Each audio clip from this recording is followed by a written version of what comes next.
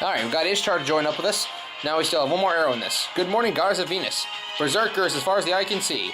Yeah, let's take Ishtar with us. Why not? And I'm going to take Saber with me. And let's do this.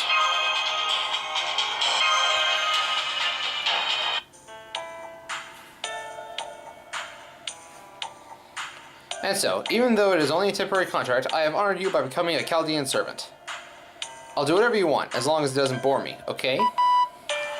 Wow, first Miss Artemis, now Ishtar. That's the second time we get a real goddess servant, huh? Wait, now's not the time to be worrying about that. Let's go over the basics. Ishtar, you're a pseudo-servant, right? As in, you use a human body as a vessel? That's right. Divine spirits can't normally be used as human familiars. The difference in scale between us is just too great. And since it's so different, you can't come here from the world you moved to. With the Age of Gods over, divine spirits simply watch over human history. This era is no different. The reason you're able to manifest here as a servant is that you possess a human you're compatible with. Is that right? So compatibility is important. Do you mean magical circuit quality and innate talent? That's important, of course. What's also important is the shape of the soul, so to speak. What kind of person they were. If they're like me, Ishtar, then they're compatible. But what about it? You've got a pseudo-servant with you too. Yes, we've seen several during our travels through the singularities, but never one like you. You seem to have been summoned to this era, but how did that happen? Oh, that? Honestly, I'm not sure myself. What I do know is that the matron of the sacred temple in Uruk tried to summon me. But she was doing it in a really roundabout way. Since Uruk was about to become a singularity, it was able to connect to different eras. Normally time and space are paired together, but singularities can cross over them both, right? So I guess she found a mage girl who was compatible with me in some era or another, and summoned me into her. At which point, I became a pseudo-servant, and the temple matron forcibly summoned me to the land of Uruk. Well, because of how it was done, I don't really remember what happened around the time I was summoned. The next thing I knew, the matron had died from draining herself of magical energy. When I went outside, the path connected heaven and earth, the thread that had barely held on from the Age of the Gods, was gone. Gilgamesh built a fortress in cities and said that humanity could get by on its own, so the gods weren't needed anymore. Do you know how confused I was when I saw that? I felt like shooting everything in sight with my bow. I can sympathize. A little. Only a little, though. You're not in a position to talk, are you? Anna, was it? You need to clean up after your own mess, okay? I know, so please don't talk about it. I see. That explains a lot. So it wasn't Solomon's girl that summoned you. It was Uruk's sacred temple. But that leaves one problem. As Chaldea's representative, no, as a doctor, I have an ethical problem with this. What's going on with the girl you possessed? Are you in total control of her? Really? You created a demi-servant like Mash, and now you want to talk to me about ethics? You're right. I'm afraid I don't have a good response to that. But my mistake and your problem are different matters, so that's why I'm asking you. That's a good answer. I changed my opinion of you a little. So I'll answer your question. If you're asking if I killed the owner of this body, then no. If you're asking if her mind can take control, that's a no too. She and I have become one. Right now, it's about a 70-30 ratio with me as the majority. When a divine spirit and human become a pseudo-servant, the divine spirit has more spiritrons, and therefore the main personality is me.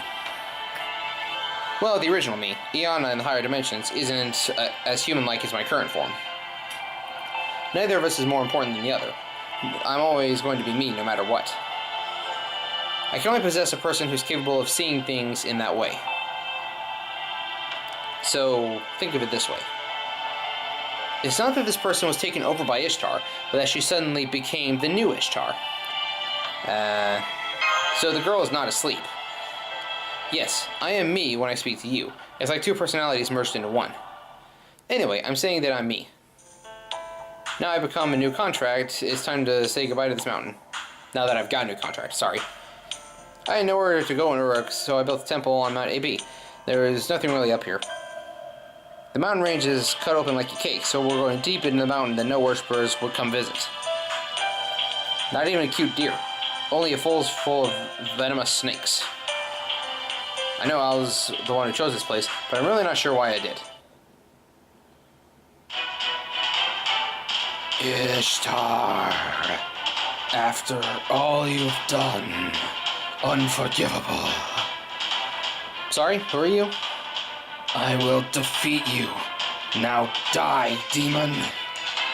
Master, a mysterious rock is attacking. I sense something sad, but let's fight it. A mysterious rock is attacking. We're fighting more of them Spriggans? Ah, golems.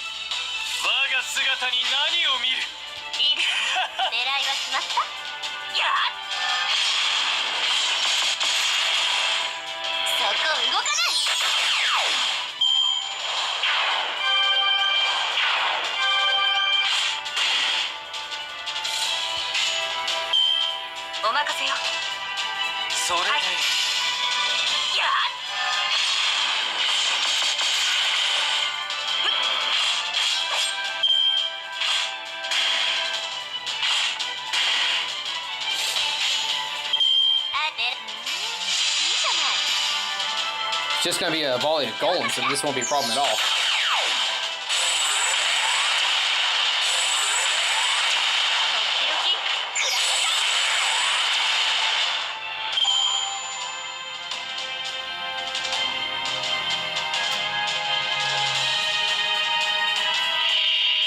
More golems.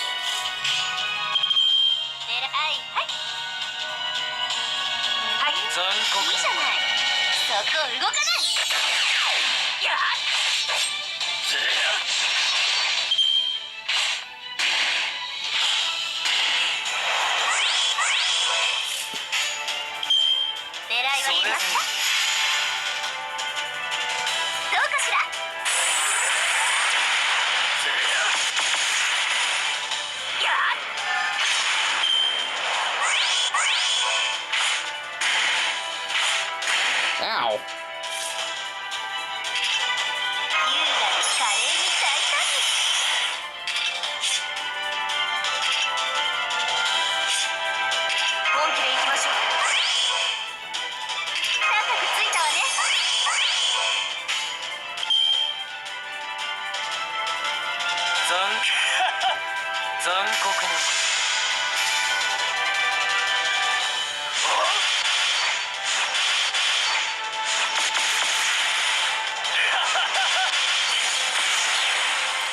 That takes care of him.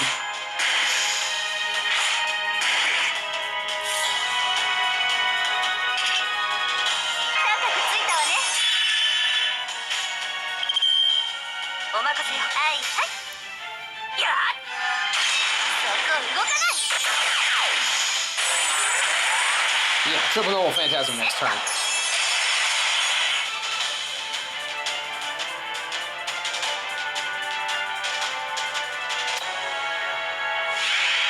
Oh, Demon Boar. Haven't seen one of these in a while.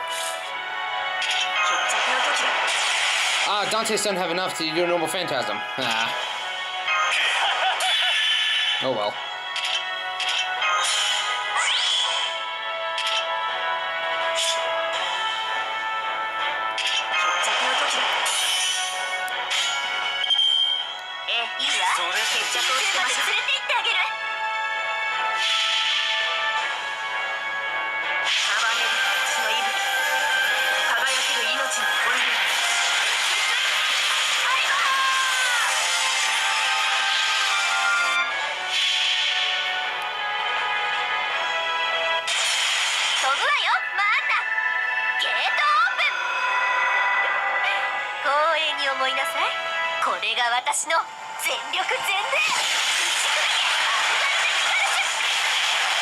That's gonna be Mark.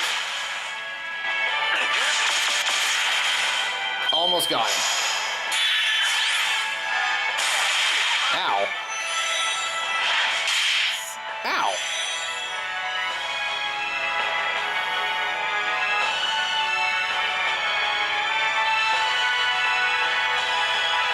I would love to use normal phantasm on you, but it's not worth it at this point. Just dash you into submission. There we go. Well, that was easy.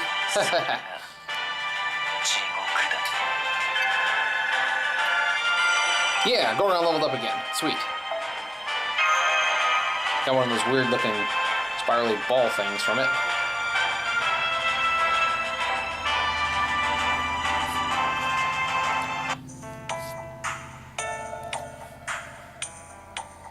Yay! Ishtar's off her mountain and all's right with the world. We made it off Mount Ebih. Something showed up at the end there, but let's forget about that. I feel bad for Mount Ebih. Next time we come, let's be nice to it. Now, it was our first battle together with Ishtar. Let's not think about who or what we fought. More importantly, Mash, it looks like there's an abandoned house nearby. Let's have you all spend the night there. Roger that, Doctor. Is that alright, Senpai? Of course. You guys are veteran travelers, huh? You even take turns standing watch.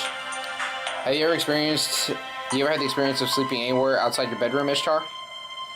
If you haven't, feel free to stay up all night and keep watch while we sleep. Sorry, but I've spent plenty of time outdoors. I used to sneak out behind Father's back all the time. And as long as I have my boat, I'm good. Sarcasm aside, if you want me to keep watch, I will.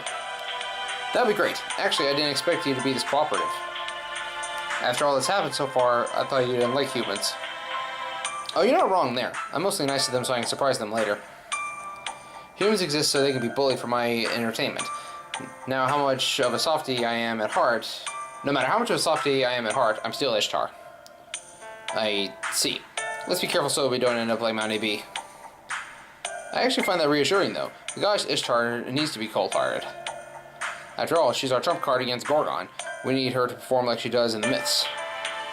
That's right. With Ishtar on our side, we stand a chance against Gorgon now. Actually, I don't think you lose to anything at all. She's not called the most powerful goddess in Mesopotamia for nothing. Tell me more. Flattery will get you nowhere, but don't let that stop you. But wait. Why do you think that? I mean, we always ended up in a draw. Besides, I don't think I've done anything amazing in front of you yet. Oh, come on. It's the Bowl of Heaven, the divine weapon you received from the god An. Even King Gilgamesh recognizes its strength, so when the time comes, you can use it to destroy Gorgon. Since that doesn't count as fighting her yourself, it shouldn't violate the pact of the Alliance. Well, I'm told it's a devastating weapon that changes the very terrain itself, so we'll keep it as a weapon of last resort. Oh, yeah, that's right. You guys get it. It should be a weapon of last resort. Well? By the way, I decided I'm going to be keeping a diary starting tonight, so I'll let Gabriel handle the watch after all. Bye, have fun. Ishtar took a blanket off the cart and ran into the house. She says she's used to sleeping outdoors. Phone? Oh boy. Something tells me, Oh. You haven't let someone else take over yet? You really care about your servants. I want Mash to get as much rest as possible. Mash is the servant with the shield, right? You've had a contract with her for a long time. Can I sit next to you? I think it's time we had a little chat. What is it? Nothing. I was just looking. I still can't believe you brought me to your side. It's so unexpected, it's so unexpected a girl test a Cerebit, you know? Or what? Was it love at first sight? Are all humans from the future always that filthy? I mean... I know, I'm joking. Sorry, I was just teasing you. Hold that thought. It's actually kinda cold wearing something like this. Achoo! Oh, anyways, back to what we were saying. Hello, who is this? What the heck? What's that? Did you just try to run away from me? No, you did, didn't you? I saw you start to back away. I've seen it many times. I see. Are you scared of me too? No, it's the sneeze just now. Really? You're really not scared of me? You don't hate me because I'm a goddess? That's no reason to hate you. Wait, that's not why I'm here. There's no time, so I have to get to the point. You plan on fighting the Three Goddesses Alliance. What do you really think about them, though? The goddesses of demonic beasts, well, there's no helping her. She'll never make peace with you. The goddess of the jungle, I don't know much about her. Our cultures are very different. What's good in hers may be evil in ours.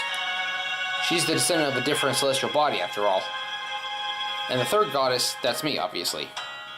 I won't forget Mesopotamia for what it's become. I refuse to accept that you humans abandoned the gods and tried to make your own world. That's going to bring you nothing but misery. Humans can't escape suffering of life or the terror of death. You humans became smarter, too smart, and also that you could come to accept the world for what it really is. But in the age of the gods, that pain can be lessened, because there are things that humans can't understand. You can blame all the bad things, the crazy things in your life on the gods, and that makes life easier. I really thought that way of life was a good thing. I took the blame for tens of thousands of years. That's why I joined this alliance, so that your world could become our world, a world for both gods and humans. I'm not the enemy of humanity, I'm the enemy of humanity's world. I'm only telling this to you, Gabriel. You're actually nice, huh, Ishtar? That's all I wanted to say. For tonight, anyway. Anyway, good night. I'm going to bed. Don't you stay up too late. What's with the random hair color? Good night, Ishtar. So she's like launched from Dragon Ball. Whenever she sneezes, her hair color changes. 7 days till Gorgon's arrival. Oh dear. And I think that's where we're going to end this one off. Well, we managed to get Ishtar on our side, and we're about to begin our fight against the Three Goddesses Alliance. Maybe now we can actually strike back against Gorgon and actually do some damage. Well, guess we'll find that out next episode. Thank you all so much for watching. This has been Blade Cross EXE, part of Flash and Blades Productions, and tune in next time. Peace out. In times of fear and mystery, when the gods have ruled the earth, sound the bells of victory, the sign of our rebirth. How many died in vain, like waves against the shore?